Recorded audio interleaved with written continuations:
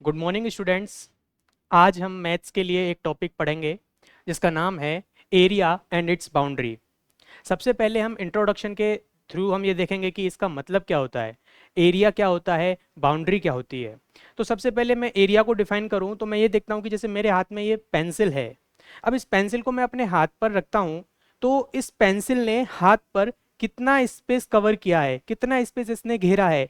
तो जितना स्पेस इस पेंसिल ने घेरा है वो इसका एरिया हो जाएगा। फॉर एग्जाम्पल जैसे मैं और बात करता हूँ कि एरिया के लिए हम काफ़ी शेप्स के एरिया देख सकते हैं। जैसे मैं स्क्वायर यहाँ पे बनाता हूँ, एक स्क्वायर बनाया मैंने। इस स्क्वायर ने इस बोर्ड पर कितना स्पेस कवर किया है, कितना स्पेस घेरा है, ये पूरा इसका एरिया हो जाता है। ठीक, तो एरिया तो हमारे समझ में आ गया कि एरिया क्या होता है कि किसी भी शेप का, जैसे मैं ट्राइंगल शेप बनाता हूँ तो ट्राइंगल ने कितना यहाँ पर एरिया कवर किया है। ये जैसे ट्राइंगल बनाई, इस ट्राइंगल ने यहाँ पर ये पूरा कितना एरिया कवर किया है, इसका जो वैल्यू आती है वो हमारी एरिया कहलाती है। एरिया को हम हिंदी में अगर बोलें तो इसको हम कहते हैं क्षेत्रफल। ठीक है, क्षेत्र यानी एरिया और फल यानी कि कितना उसने घेरा है, उसकी वैल्यू कितनी होती है। तो एरिया का हमारा समझ में आता है कि कोई भी शेप, जैसे ये बोर्ड है, इस बोर्ड ने कितना एरिया यहाँ पे कवर किया हुआ है तो वो इस बोर्ड का एरिया आ जाएगा। मेरे हाथ में ये पेंसिल है, इसने हाथ पर कितना एरिया कवर किया है तो वो उसका एरिया आ जाएगा। ठीक है, अब हमारे पास पे एक शब्द और होता है बाउंड्री। बाउंड्री जैसे मैं बात करता हूं कि आपका घर है, घर जिस जमीन पर बना हुआ है, तो घर बनाने की शुरुआत तब हुई जब हमने उसके चारों तरफ एक बाउंड्री की। या फिर मैं एक खेत की बात करता हूं, खेत के चारों तरफ एक हम फेंसिंग लगाते हैं। अब फेंसिंग क्या होती है? फेंसिंग होती है कि तारबंदी करना खेत के चारों तरफ, ताकि जो जंगली जानवर हैं वो फसल को नुकसान ना पहुंचा सकें। तो जो वो फेंसिंग है, वो फेंसिंग खेत के चारों तरफ किस हिसाब से लगाई जा रही है, मतलब कितना जो एरिया है उसके हिसाब से चारों तरफ जो फेंसिंग लग रही है, इधर इधर इधर और इधर, इस फेंसिंग की जो चारों तरफ की जो पैरामीटर होता है, इस चारों तरफ का जो पैरामीटर है वो इसकी बाउंड्री कहलाएगी। और बेसिकली हम जानते भी हैं कि बाउंड्री यानी कि चारों तरफ से कितना घेरा हुआ है हमारा। तो एरिया हमारा क्या होता है कि उसने कितना स्थान घेरा है। एरिया यानी कि इस शेप ने कितना स्थान घेरा है, और बाउंड्री यानी कि इसके चारों जो साइड्स हैं या तीन साइड्स हैं, जितनी भी उसकी साइड्स हैं उनकी टोटल वैल्यू कितनी आ रही है, वो इसकी बाउंड्री कहलाती है। तो आज इसके बारे में हम पढ़ेंगे, और ये चैप्टर ना सिर्फ इस फिफ्थ क्लास के लिए बल्कि फर्दर इन फ्यूचर आपकी जो सिक्स सेवन्थ एट्थ जितनी भी क्लासेस हैं उनमें भी आपको काम आने वाला है। So let's start. Who slice is बिगर, हमारा पहला जो इस चैप्टर है, इसका पहला टॉपिक जो है वो है who slice is bigger. Parth and Ginny bought aam papad. आम पापड़ कितना यमी होता है। आम पापड़ यानी कि ड्राइड मैंगो स्लाइस, एकदम सूखा सूखा होता है, खट्टा मीठा स्वाद में, खाने में कितना अच्छा लगता है। छोटे छोटे बच्चों को, आपको, हमको, सबको कितना अच्छा लगता है। तो पार्थ और गिनी दो फ्रेंड हैं जो आम पापड़ लेके आते हैं एक शॉप से। Their pieces look like these, मतलब उनके पीस जो हैं वो इस तरह के दिखाई देते हैं। यानी कि ये जैसे एक मान लीजिए पार्थ का पीस है, और जैसे ये जो है वो गिन्नी का पीस है। तो उनके जो पीसेस हैं वो इस तरह के देख, सॉरी,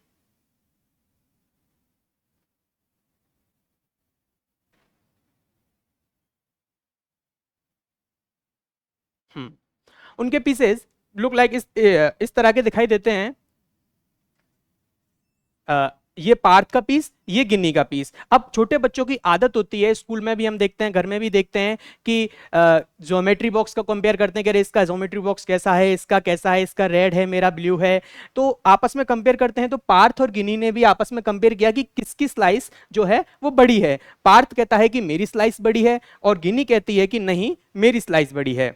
तो पार्थ किस हिसाब से बोल रहा है कि उसकी स्लाइस बड़ी है? तो देखिए, पार्थ की जो स्लाइस है यानी पीस ए जो है, उसकी लेंथ जो है वो यहां से लेकर यहां तक 6 सेंटीमीटर की है, और उसकी विड्थ, विड्थ यानी कि चौड़ाई, लेंथ यानी कि लंबाई, विड्थ जो है वो 5 सेंटीमीटर की है। ठीक है, और वहीं गिन्नी कहती है कि उसके स्लाइस की जो लेंथ है वो 11 सेंटीमीटर की है, और विड्थ जो है वो 3 सेंटीमीटर की है। ठीक है, अब गिन्नी कहती है कि मेरी लेंथ लंबी है, तो मेरी स्लाइस की लेंथ लंबी है इसलिए मेरी स्लाइस बड़ी है। और पार्थ कहता है कि नहीं, मेरी स्लाइस की जो विड्थ है, चौड़ाई है, वो बड़ी है इसलिए मेरी स्लाइस बड़ी है। अब दोनों इसी बात पर बहस कर रहे होते हैं। तो फिर देखते हैं आगे क्या होता है। Both could not make out whose piece was bigger। दोनों ये फाइंड नहीं कर पाते हैं, दोनों ये पता नहीं कर पाते हैं कि किसकी स्लाइस है, किसका पीस है वो बड़ा होता है। तभी उनका एक फ्रेंड वहां पर आता है, ठीक है। A friend of Parth and Ginny showed one way using small squares. अब वो उनको दोनों को आपस में बहस करता हुआ देखता है तो पूछता है भाई क्या बात है। वो बताते हैं कि हम दोनों ये देखना चाहते हैं कि इन दोनों स्लाइस में से किसकी स्लाइस बड़ी है। तो बोलता है बस इतनी सी बात और आपस में बहस कर रहे हो। इसके लिए वो एक तरीका बताता है कि स्क्वायर के थ्रू हम पता लगा सकते हैं कि किसकी पीस जो है वो बड़ी है, यानी किसका स्लाइस जो है वो बड़ा है, ये पता लगा सकते हैं। अब वो स्क्वायर के थ्रू कैसे पता लगाते हैं आइए हम देखते हैं। तो सबसे पहले जैसे मैं पीस ए को लेता हूं, अब इस पीस ए में यहां से लेकर यहां तक मैं छोटे छोटे स्क्वायर बनाता हूं, 1 2 3 2 3 4 5 एंड 6, ठीक है। 6 बनेंगे, क्यों? क्योंकि इसकी लेंथ जो है वो 6 सेंटीमीटर है, इसलिए 6 तो इस तरह से बनेंगे, स्क्वायर बनेंगे। और 5 स्क्वायर्स जो हैं वो विड्थ के अनुसार बनेंगे, विड्थ के अकॉर्डिंग बनेंगे। क्यों? क्योंकि इसकी विड्थ की जो लंबाई है, विड्थ जो है वो अपनी 5 सेंटीमीटर है, तो विड्थ 5 सेंटीमीटर बनाता हूं। 1 1 2 3 4 5, ठीक है। ये 5 मेरे जो हैं वो बन चुके हैं, यानी कि 5 मेरी विड्थ के अकॉर्डिंग मैंने स्क्वायर बनाए हैं और 6 मैंने अपनी लेंथ के अकॉर्डिंग स्क्वायर बनाए हैं, ठीक है। अब इसी तरह के स्क्वायर जैसे मैं यूं चलता हूं तो मैंने 6 बनाए हैं, ठीक है, और ऐसे चलता हूं तो मैंने 5th बनाए हैं, तो 2 3 4 एंड दिस इज 5th, ठीक है। और ऐसे चलते हैं तो 1 2 4 5 एंड 6, ठीक है। 6 एंड 1 2 3 4 5, ओके। तो ये अपना हो जाता है। अब इसमें जितने स्क्वायर मैंने छोटे छोटे लंबाई के अकॉर्डिंग और जितने स्क्वायर मैंने छोटे छोटे चौड़ाई के अकॉर्डिंग फिट किए हैं वो उनको कैलकुलेट करने पर मुझे इसका एरिया मिल जाएगा। बेसिकली हमें उसका पता कैसे चलेगा कि स्लाइस कौन सी बड़ी है, वो हमें पता चलेगा जो स्लाइस जितना एरिया कवर करेगी वो उतना बड़ी होगी। जैसे हम देखते हैं कि कोई चीज है, जैसे मेरे फॉर एग्जांपल मेरे पास ये पेंसिल है, अब ये पेंसिल मेरे हाथ में इतना एरिया कवर करती है, पेंसिल मेरे हाथ में इतना एरिया जो है वो कवर कर लेती है, ठीक है। तो ये जो है वो इसका एरिया है। अगर इससे कोई छोटी पेंसिल होती वो कितना एरिया कवर करती तो वो उसका एरिया हो जाता। यानी कि जितना एरिया जितना ज्यादा एरिया कवर करेगी वस्तु, जो वस्तु जितना ज्यादा एरिया कवर करेगी वो कंपैरेटिवली उतनी ही बड़ी होगी। तो यही चीज देखने के लिए स्क्वायर मेथड हम अपनाते हैं। तो अब हम जैसे काउंट करते हैं कि जो पीस ए है, पार्थ का जो पीस ए है उसने कितना एरिया कवर किया, ठीक है। Let's count 1 2 3 4 5 6 7 8 9 10 11 12 13 14 15 16 17 18 19 20 21 22 23 24 25 26 27 28 29 and 30। यानी कि जो पीस ए है, आम पापड़ का जो पीस ए है उसने 30 स्मॉल स्क्वायर्स के बराबर एक एरिया कवर किया, यानी कि इसका एरिया 30 है। अभी हम बेसिकली बात कर रहे हैं एरिया इसका जो है वो 30 है, ठीक है। और सेम कंडीशंस जब हम इसमें लगाते हैं तो लंबाई के अकॉर्डिंग इसमें जो स्क्वायर्स बनेंगे वो 11 बनेंगे और चौड़ाई के अकॉर्डिंग यानी विड्थ के अकॉर्डिंग अगर जो स्क्वायर बनेंगे वो 3 बनेंगे। एक्चुअल में आपने अपनी मैथ्स की कॉपी में भी देखा होगा कि मैथ्स की कॉपी में जैसे ये पेज होता है, ये पेज इस तरह से कुछ कवर होता है। जैसे मान लीजिए एक ऐसे कवर है, ठीक है, और इसमें ऐसे ये जो बॉक्सेस बने होते हैं उनमें आप मैथ्स की काउंट करते हो, गिनती लिखते हो, टेबल्स लिखते हो, वो सब चीजें इसमें लिखते हो। तो वो जो बॉक्स बने हुए हैं वो छोटे छोटे स्मॉल स्मॉल जो स्क्वायर्स बने हुए हैं उनको अगर आप काउंट कर लो वो एक पेज की एक तरफ का जो स्लाइड है उसका हमारा एरिया आ जाएगा, ठीक है। तो उसी तरह हम इसमें भी जो बॉक्स हैं वो छोटे छोटे बॉक्स स्क्वायर के रूप में बनाकर हमने इसमें काउंट कर लिया। लेकिन अगर बात चलती है कि सर ये तो काफी लंबा मेथड हो जाएगा, मतलब मान लीजिए यहां पर तो हमारे पास स्मॉल स्मॉल डिजिट्स थी कि 6 और 5, अगर मेरे पास मान लीजिए 180 सेंटीमीटर की अगर मेरे पास लेंथ होती, लेंथ अगर मेरे पास 180 सेंटीमीटर की होती और 220 सेंटीमीटर की मेरे पास विड्थ होती, तो फिर मैं क्या ऐसा करता कि भाई 180 तो मैं ऐसे स्क्वायर बनाता, उसके बाद 220 ऐसे स्क्वायर बनाता? नहीं, वो पॉसिबल नहीं हो पाता। मतलब पॉसिबल होता लेकिन काफी टाइम उसमें चला जाता। इसके लिए हम जानते हैं कि हमारे पास एक फॉर्मूला होता है। बेसिकली मैथ्स में एरिया निकालने के लिए हर शेप के लिए कोई ना कोई फॉर्मूला होता है। ठीक है, जैसे अब मैं बात करता हूं कि हमारे पास जो ये शेप है वो एक्चुअल में एक रेक्टेंगल शेप है। सबसे पहले हम जानते हैं कि भाई रेक्टेंगल होता क्या है। रेक्टेंगल एक चार साइड से घिरी हुई एक शेप होती है। रेक्टेंगल जो है वो एक फोर साइड से घिरी हुई शेप होती है। अरे यार, ठीक। अब इसमें फोर साइड्स में क्या होता है कि ये जो अपोजिट साइड्स हैं वो आपस में इक्वल्स होती हैं। ठीक है, और ये वाली इसकी इक्वल हो जाएगी। जैसे अभी पार्थ का जो स्लाइस था ए, इसमें ये जो यहां से यहां तक की लेंथ थी वो कितनी थी? 6 सेंटीमीटर। ठीक है, तो ये और ये इक्वल है, तो ये यहां से भी 6 सेंटीमीटर हो जाएगी। ठीक है, और ये जो इसकी ये लेंथ हो गई, इसके बाद में इसकी जो विड्थ है, विड्थ जो हो जाएगी वो हो जाएगी इसकी 5 सेंटीमीटर। ठीक है, और ये वाली आपस में इक्वल है, तो ये भी 5 सेंटीमीटर हो जाएंगी। ठीक, तो रेक्टेंगल का बेसिकली एक डेफिनेशन जो होती है कि एक फोर साइड्स से कवर्ड शेप जो जिसकी अपोजिट साइड्स जो है वो आपस में इक्वल्स हों। जैसे कि इसमें 6 सेंटीमीटर और 6 सेंटीमीटर एंड इसकी 5 सेंटीमीटर एंड 5 सेंटीमीटर, यानी अपोजिट्स लेंथ और अपोजिट्स विड्थ दोनों अगर इक्वल हैं तो वो रेक्टेंगल कहलाता है। ठीक है, अब रेक्टेंगल का हमारे पास एरिया हमने इस तरह से अगर ज्ञात करते हैं तो काफी टाइम लगेगा, लेकिन रेक्टेंगल का फॉर्मूला भी होता है। रेक्टेंगल के एरिया का एक फॉर्मूला होता है, वो क्या होता है? बेसिक से जानते हैं हम कर क्या रहे हैं इसमें। हम देखिए, हम इसमें जो कर रहे हैं कि हम सिक्स जो बॉक्सेस हैं, सिक्स जो स्क्वायर्स हैं वो हमारे लेंथ के अकॉर्डिंग जमे हुए हैं, और 5 जो वो स्क्वायर हैं वो विड्थ के अकॉर्डिंग जुड़े हुए हैं। हम उनको काउंट कर रहे हैं, यानी कि हमने 6 ऐसे करके काउंट किया, फिफ्थ 6 ऐसे काउंट किया है और फिफ्थ ऐसे काउंट किया है हमने। ठीक है, यानी कि हम बेसिकली देखा जाए तो 6 × 5 कर रहे हैं। यानी कि हम देखा जाए तो ये 6 क्या थी हमारी लेंथ, और ये क्या थी हमारी विड्थ। हम लेंथ इंटू विड्थ का मल्टीप्लिकेशन कर रहे हैं। मल्टीप्लिकेशन करके हम उनको जो गुणा कर रहे हैं, और गुणा करके हम देख रहे हैं कि उनका एरिया कितना आ रहा है। ठीक है, यानी कि 6 और 5 ऐसे करके हम उनका मल्टीप्लिकेशन कर रहे हैं, और मल्टीप्लिकेशन से हमें पता चल रहा है कि उनका एरिया कितना आ रहा है। तो हमें यहां से पता चल जाता है कि कोई भी रेक्टेंगल हो, उसकी अगर मेरे पास लेंथ है, उसकी मेरे पास अगर विड्थ है, दोनों की वैल्यू अगर मुझे पता है, दोनों की वैल्यू मैं जानता हूं कि उनकी वैल्यू क्या है, तो मैं आसानी से उसका निकाल सकता हूं एरिया। तो यहां से हम रेक्टेंगल का एरिया निकाल सकते हैं आराम से कि दैट एरिया ऑफ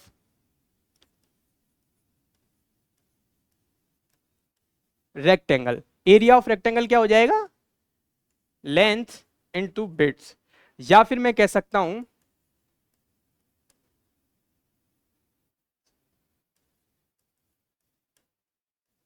लंबाई इनटू चौड़ाई। ठीक है, लंबाई इंटू चौड़ाई को मैं अगर मल्टीप्लाई कर दूं, मतलब लंबाई इंटू चौड़ाई, लेंथ इंटू विड्थ कर दूं, तो मेरे पास रेक्टेंगल का एरिया आ जाएगा। वही चीज मैंने यहां की है। ठीक है सर, अब पार्थ का तो हमने ज्ञात कर लिया कि पार्थ के पास जो पीस ए है, यानी कि हमारे पास जो पीस ए है उसका एरिया कितना निकलेगा? फिर पीस ए का एरिया निकलेगा 6 centimetre into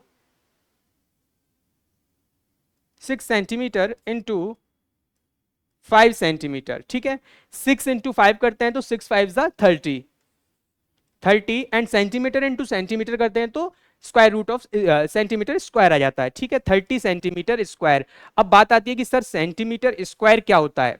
centimetre square basically area की जो है हमारी एक यूनिट होती है। सेंटीमीटर स्क्वायर या फिर metre square, centimetre metre, millimetre, kilometre square, ये जो है वो अगर स्क्वायर के फॉर्म में आ रही हैं तो वो हमारी क्या बोलते हैं, यूनिट होती है एरिया की। ठीक है, तो पीस ए जो पार्थ का पीस था उसकी जो वैल्यू आई, उसके एरिया की जो वैल्यू आती है वो 30 सेंटीमीटर स्क्वायर आती है। तो अब क्या आप आसानी से ये ज्ञात नहीं कर सकते कि भाई पीस बी जो है उसकी वैल्यू कितनी आएगी? पीस बी की मेरे पास जो लेंथ दी हुई है वो 11 सेंटीमीटर दी हुई है। ठीक है, पीस बी की जो विड्थ दी हुई है वो मेरे पास 3 सेंटीमीटर दी हुई है। मुझे फॉर्मूले में क्या ही चाहिए? लेंथ और विड्थ चाहिए मेरे को बस। अगर अपने पास लेंथ और विड्थ हैं तो मैं आसानी से रेक्टेंगल शेप का तो फॉर्म वो एरिया निकाल लूंगा। मतलब मेरे पास अगर लेंथ है, लेंथ मेरे पास कितनी है 11 सेंटीमीटर, मेरे पास विड्थ है 3 सेंटीमीटर, अगर मेरे पास ये दोनों हैं तो मैं इसका एरिया आसानी से निकाल लूंगा। और एरिया निकालने के बाद में मैं पहले वाले स्लाइस के एरिया से इसको कंपेयर कर लूंगा और पता कर लूंगा कि पार्थ की ज्यादा बड़ी पार्थ की स्लाइस बड़ी है या गिन्नी की स्लाइस बड़ी है, सॉरी गिन्नी की स्लाइस बड़ी है। तो अब मैं पीस बी का एरिया निकालता हूं, आप सभी कैलकुलेट कीजिए। पीस बी के लिए मुझे लेंथ चाहिए, लेंथ कितनी है 11 सेंटीमीटर, लेंथ मेरे पास 11 सेंटीमीटर है। मुझे बिड्थ चाहिए, बिड्थ कितनी है 3 सेंटीमीटर, तो मेरे पास 3 सेंटीमीटर बिड्थ हो जाएगी। एक सेकंड, इसको सेंटीमीटर के रूप में लिखते हैं। 11 सेंटीमीटर इंटू 3 सेंटीमीटर। अब ये बहुत बेसिक सा मल्टीप्लिकेशन है, बेसिक सा है कि हम अगर 11 को 11 वन ज़ा 11, 11 टू ज़ा 22, 11 थ्री ज़ा 33, तो ये कितना आ जाएगा 33 सेंटीमीटर स्क्वायर। लो भाई, पीस ए का आया था 30 सेंटीमीटर स्क्वायर, पीस बी का आया है 33 सेंटीमीटर स्क्वायर। अब दोनों को अगर मैं कंपेयर करूं तो मुझे पता चलता है कि पीस बी जो है वो एक्चुअल में बड़ा स्लाइस है पीस कंपेरेटिवली पीस ए के। ठीक है, अब वो कितना बड़ा है भाई, पीस ए पीस बी से छोटा है मैं जानता हूं, तो वो कितना छोटा है, या फिर ऐसे बोलूं कि पीस बी पीस ए से बड़ा है तो वो कितना बड़ा है। तो मैं देखता हूं कि भाई पीस ए का जो एरिया आता है वो आता है 30 सेंटीमीटर स्क्वायर, पीस बी का जो एरिया आता है वो आता है 33 सेंटीमीटर स्क्वायर, यानी कि 3 सेंटीमीटर स्क्वायर मेरा एरिया जो है वो बड़ा है पीस बी का। तो यहां से हमें पता चल जाता है कि भाई जो गिन्नी है उसका स्लाइस है पीस बी वो बड़ा है, यानी कि ये वाला इसका एरिया बड़ा रहेगा, एरिया इसका बड़ा है और इसका एरिया छोटा हो जाएगा। यहां तक की बात आपके समझ में आई कि पार्थ और गिनी आम पापड़ लेकर आते हैं, आम पापड़ को देखकर दोनों आपस में बहस करते हैं कि किसका आम पापड़ बड़ा है। इतनी में ही उनका फ्रेंड आता है, वो उनको एक आइडिया सजेस्ट करता है कि अपन अगर स्क्वायर के रूप में, हम लोग अगर स्क्वायर के रूप में कैलकुलेट करें तो हमें पता चल जाएगा कि किसका एरिया किसका स्लाइस बड़ा है।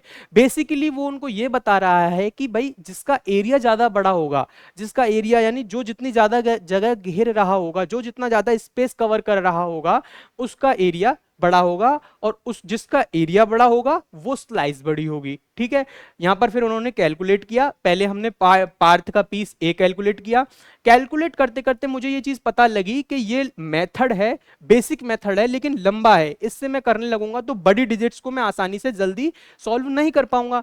तो इसके लिए फिर मैंने उसको थोड़ा देखा, थोड़ा ऑब्जर्व किया, थोड़ा ध्यान से देखा, तो मुझे पता चला कि इसमें हो क्या रहा है। इसमें हो रहा है कि जो इसकी लेंथ है 6 सेंटीमीटर और जो इसकी विड्थ है 5 सेंटीमीटर, बेसिकली मैं उनका मल्टीप्लिकेशन कर रहा हूं।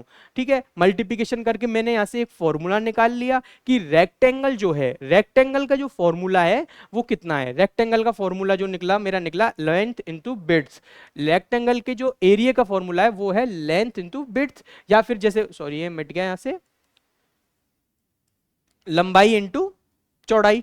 ठीक है, ये लंबाई होती है, ये चौड़ाई है इसकी। ठीक है, तो पीस ए की लंबाई कितनी थी 6 सेंटीमीटर और पीस बी की विड्थ यानी चौड़ाई कितनी थी 5 सेंटीमीटर। इस तरह से मेरा जो एरिया आया वो आया था 30 सेंटीमीटर स्क्वायर, और यहाँ भी हमने स्क्वायर को उसमें एडजस्ट करके हमने जो निकाला था तब भी 30 आ रहा था। ठीक, तब भी हम देखते तो 30 आ रहा था। फिर मैंने पीस बी का निकाला, पीस बी का निकाला तो 11 इंटू 3 सेंटीमीटर स्क्वायर, 11 इंटू 3 करते हैं तो 33 आता है, 33 सेंटीमीटर स्क्वायर निकला। फिर मैंने दोनों को कंपेयर करके देखा तो पता चला कि पीस बी जो है वो स्लाइस बड़ा है। तो आइए अब हम इसके क्वेश्चंस हैं इसके वो देखते हैं कि 33 सेंटीमीटर स्क्वायर जो पीस बी का आया है वो बड़ा है, कितना बड़ा है। ठीक,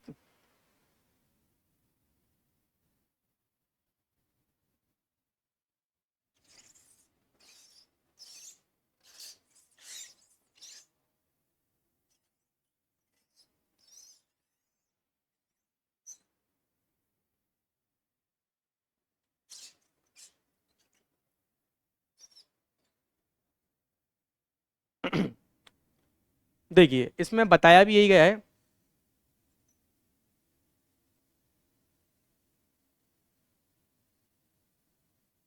हम्म, एक बार वापस से मैं डिफाइन कर देता हूं कि अभी तक हमने करा क्या, अभी तक हमने पढ़ा क्या है। हमने ये देखा था कि जो स्लाइस ए थी,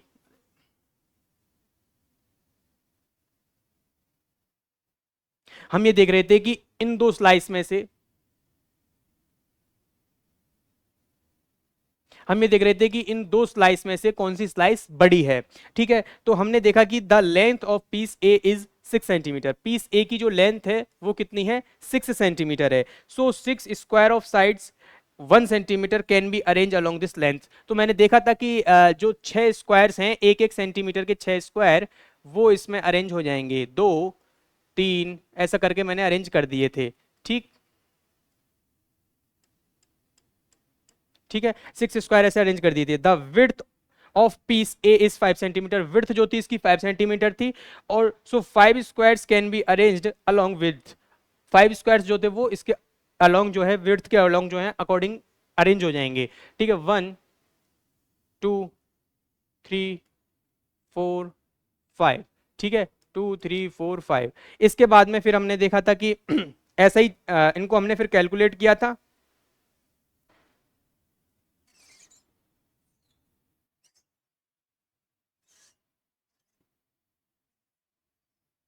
ठीक,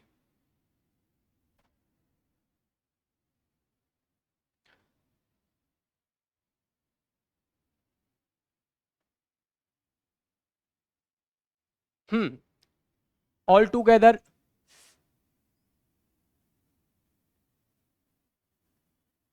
ऑल टुगेदर, अरे यार ये क्या slides?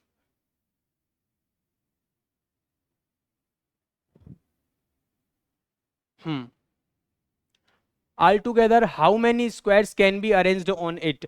सो एरिया ऑफ, अब हमने देखा था कि जैसे ये 6 सेंटीमीटर की जो इसकी लेंथ थी, इसके अकॉर्डिंग मैंने 6 स्क्वायर अरेंज किए थे। 5 सेंटीमीटर की जो इसकी विड्थ थी, इसके अकॉर्डिंग मैंने 5 स्क्वायर अरेंज किए थे। ठीक, तो इसके अकॉर्डिंग जो मैंने देखा था वो कितने स्क्वायर अरेंज हो रहे थे, 30 स्क्वायर अरेंज हो रहे थे। 30 स्क्वायर सेंटीमीटर इसका एरिया आ जाएगा। In the same way find the area of piece B. Piece B का एरिया हमने निकाला था कि उसकी लेंथ जो थी, पीस बी है, इसकी जो लेंथ थी वो थी हमारी 11 सेंटीमीटर, और इसकी जो विड्थ थी, चौड़ाई जो थी वो थी हमारी 3 सेंटीमीटर। इसकी जो विड्थ थी वो थी हमारी 3 सेंटीमीटर। ठीक है, इन दोनों का मैंने मल्टीप्लिकेशन किया, लेंथ इंटू विड्थ कराऊंगा तो मेरा आ जाएगा 33 सेंटीमीटर स्क्वायर। ठीक है, ये पीस बी का एरिया आ जाएगा। Who had the bigger price, bigger piece. तो हमने देखा कि जो पीस ए है वो बड़ा है, कितना बड़ा है, तीन। पीस ए है वो छोटा है, कितना छोटा है, 3 सेंटीमीटर स्क्वायर छोटा है। पीस बी का एरिया 33 आ रहा है, पीस ए का एरिया 30 सेंटीमीटर स्क्वायर आ रहा है। तो जो पीस बी है वो बड़ा है 3 सेंटीमीटर स्क्वायर, किससे, पीस बी से। तो बेसिकली यहां से हमने बस इतना समझा कि कोई भी शेप हमारे पास दी हुई है, अगर वो रेक्टेंगल के फॉर्म में है तो उसका एरिया हम निकालते हैं लेंथ इंटू विड्थ करके। लेंथ इंटू विड्थ करके हम उसका एरिया निकाल सकते हैं। तो सर बात आती है कि शेप तो स्क्वायर के रूप में भी हो सकती है, बिल्कुल हो सकती है। जैसे मैं यहाँ पर आपको बता देता हूँ, जैसे ये स्क्वायर के रूप में शेप है मान लीजिए, ठीक है, स्क्वायर बन गया नहीं।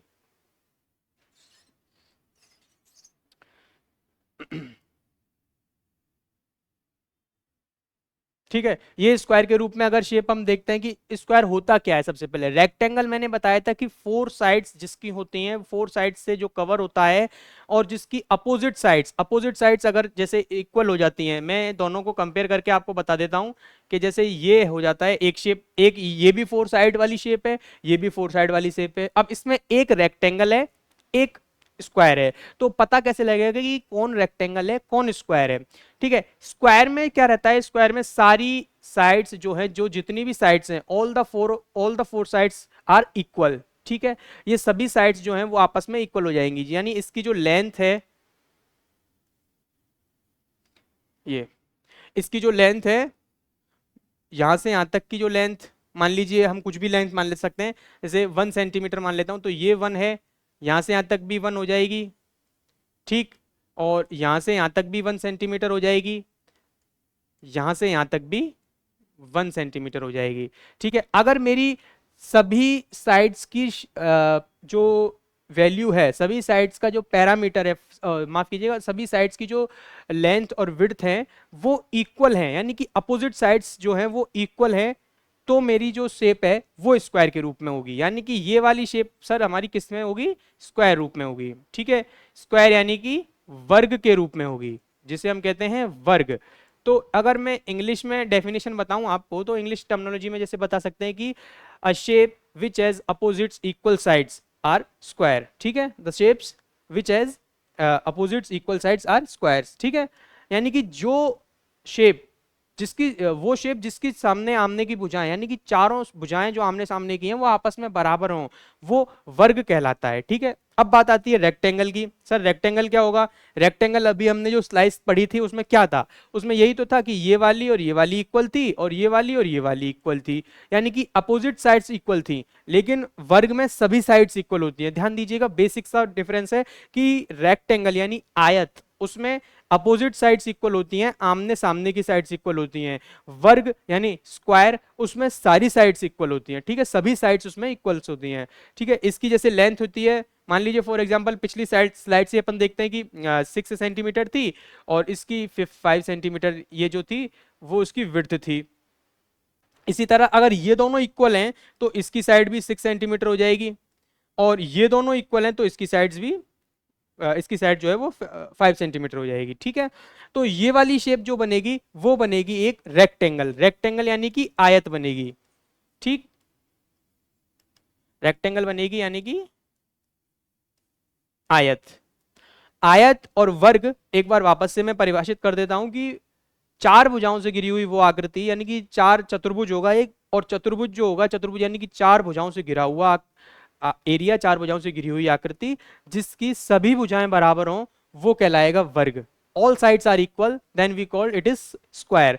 एंड जब आपको पता चले कि सामने आमने की ही भुजाएं हैं वो बराबर हैं, अपोजिट साइड्स जो हैं वो बराबर हैं, तो पता चलेगा कि वो आयत है, यानी कि opposite sides are equal, then we called its rectangle. ठीक है, तो बेसिक सा हमें दो शेप्स के बारे में पता चला कि स्क्वायर क्या होता है और रेक्टेंगल क्या होता है। और इसी तरह इनका जो फॉर्मूला है, इनका जो एरिया का फॉर्मूला है, वो भी हम पता लगा सकते हैं कि एरिया जो है वो उनका कितना होगा। जैसे अभी हमने रेक्टेंगल का एरिया पता लगाया था लेंथ इंटू विड्थ, तो ठीक यही फॉर्मूला, लेंथ इंटू विड्थ, ठीक यही फॉर्मूला स्क्वायर के लिए भी लगेगा।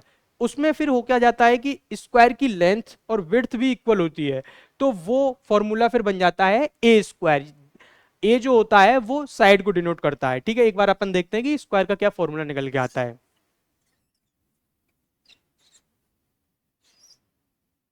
जैसे मैं अगर एक स्क्वायर बना देता हूं, ठीक है, इसकी लेंथ मैंने मान ली 1 सेंटीमीटर है।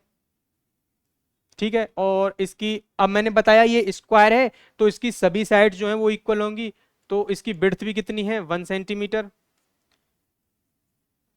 और ये इसके इक्वल हो जाएगी तो ये भी 1 सेंटीमीटर, और ये इसके इक्वल हो जाएगी तो ये भी 1 सेंटीमीटर। ठीक, अब इसका मुझे एरिया निकालना है। एरिया के लिए हमारे पास एक फॉर्मूला निकल के आया है। फॉर्मूला क्या, अगर मैं उस तरीके से निकालूं कि स्क्वायर के रूप में, तो मैं यहाँ पर 1 सेंटीमीटर के एक स्क्वायर लगाऊंगा, 1 सेंटीमीटर का एक स्क्वायर विड्थ के अकॉर्डिंग लगाऊंगा, तो मुझे पता चल जाएगा इसका एरिया कितना निकल के आएगा, 1 इंटू 1। यानी कि अगर मैं इसकी लेंथ और विड्थ इन दोनों का मल्टीप्लिकेशन करता हूं, यानी कि 1 इंटू 1 करता हूं, तो एरिया निकल के आता है 1 सेंटीमीटर स्क्वायर। 1 centimetre square. ठीक है, 1 सेंटीमीटर इसका फॉर्मूला निकल के आया। अब सर हम मेन चीज मैं यहां पर देखता हूं कि ये क्या है। लेंथ इंटू विड्थ तो मैंने रेक्टेंगल के लिए भी लिखा था, लेंथ इंटू विड्थ जो है वो मैं स्क्वायर के लिए भी लिख रहा हूं। फिर इन दोनों में डिफरेंस कैसे निकलेगा? एक्चुअल में जो स्क्वायर होता है उसकी लेंथ और विड्थ है वो इक्वल होती है। ठीक, तो लेंथ और विड्थ जब इक्वल है तो वो उसका फॉर्मूला हो जाएगा ए स्क्वायर। ए स्क्वायर जो है यहाँ पर, ए जो है वो उसकी साइड को डिनोट करेगा। यहाँ पे जो ए है वो उसका मतलब उसकी साइड हो जाएगी, साइड की वैल्यू कितनी है वो उसका मान हो जाएगा। ए जो है वो साइड को डिनोट करेगा। ठीक, ये पता चल जाएगा। तो यहां से स्क्वायर का जो एरिया है उसका फॉर्मूला जो हो जाता है वो हो जाता है ए स्क्वायर। ठीक, और रेक्टेंगल जो है उसका एरिया का फॉर्मूला हो जाता है एल इंटू बी, यानी कि लेंथ इंटू विड्थ। ठीक है, अब इसी की सहायता से हम अपने स्क्वायर, अपने रेक्टेंगल दोनों का एरिया निकाल सकते हैं आसानी से। ठीक है, आइए अब हम आगे वाला टॉपिक देखते हैं, कवर विद स्टम्प्स। हमें एक प्रैक्टिस के लिए दिया हुआ है कि ये हमें प्रैक्टिस करनी है, इस प्रैक्टिस के थ्रू हम देखते हैं क्या होता है। This stamp has an area of 4 square centimetre. Stamp कहाँ है इसमें, ये रहा, ठीक। ये स्टाम्प जो है इसका एरिया हमको दे दिया 4 सेंटीमीटर स्क्वायर, ठीक है, ठीक है भाई, इस एरिया दे दिया। और ये जो है वो स्क्वायर के रूप में है। इसको थोड़ा सा मैं जैसे इस स्टाम्प को निकाल के यहाँ पर देखता हूँ। ये मेरे पास एक स्टाम्प है, ठीक है। इसका एरिया दे दिया मुझे, एरिया ऑफ स्टाम्प कितना दे दिया, 4 सेंटीमीटर स्क्वायर, ठीक है, दे दिया मुझे 4 सेंटीमीटर स्क्वायर। तो यहां से मुझे दिख रहा है कि ये स्टाम्प जो है वो एक स्क्वायर के रूप में है, स्क्वायर यानी वर्ग के रूप में है। और सर हम जानते हैं वर्ग का जो एरिया होता है वो होता है ए स्क्वायर, और ए स्क्वायर की वैल्यू मुझे दे रखी है 4। तो क्या मुझे यहाँ से ऐसी दो दो ऐसी डिजिट्स चाहिए जिनका मल्टीप्लिकेशन करने पर 4 आए, ठीक है। और वो दोनों डिजिट सेम होनी चाहिए, यानी कि एक ऐसी डिजिट है जिसका आपस में गुणा कर दूं। जैसे मान लीजिए मैं 2 है, ठीक है, 2 का मैं 2 से गुणा करूंगा तो ही मेरे पास 4 आएगा, ठीक है। क्योंकि स्क्वायर में, स्क्वायर जो होता है, वर्ग जो होता है, उसमें लेंथ भी 2 होगी और विड्थ भी 2 होगी। लेंथ और विड्थ इक्वल होती है स्क्वायर में। तो इसकी जो लेंथ है वो कितनी है, 2 सेंटीमीटर। इसकी जो विड्थ है वो कितनी है, 2 सेंटीमीटर, ठीक है, ठीक है, हमने देख लिया। Gas how many such stump will cover this big rectangle. अच्छा अच्छा, ठीक है, तो हमें इसमें पता लगाना है कि इसमें कितने स्क्वायर जो हैं वो रखे जा सकते हैं। इसमें जो स्क्वायर हैं वो कितने कितने स्क्वायर इसमें रखे जा सकते हैं। बेसिकली जो ये क्वेश्चन है वो स्केल के सहायता से पता चलेगा कि स्केल की सहायता से कितना रखा जा सकता है। जब आप अपनी बुक में देखेंगे तो ये जो लेंथ निकल के आएगी यहां से यहां तक की, ये जो यहां से यहां तक की लेंथ निकल के आएगी, ये 7 सेंटीमीटर निकल के आएगी। कितनी निकल के आएगी, 7 सेंटीमीटर। यानी कि 2-2 सेंटीमीटर की लंबाई के 7 स्क्वायर मैं लेंथ के अकॉर्डिंग अरेंज कर सकता हूं, ठीक है। और इसकी विड्थ जो निकल के आएगी वो निकल के आएगी 4 सेंटीमीटर। ये क्वेश्चन जो है वो आपके स्केल की सहायता से सॉल्व होगा। कि स्केल की सहायता से, जैसे मेरे पास स्केल होता है उससे मैं नाप के देखूंगा, उससे मैं कैलकुलेट करके देखूंगा, तो ये 7 सेंटीमीटर के आएगी, 7 सेंटीमीटर आएगी, और ये 4 सेंटीमीटर आएगी, ठीक है। तो ये क्वेश्चन आप अपने खुद करके देखिएगा और फिर बताइएगा कैसा।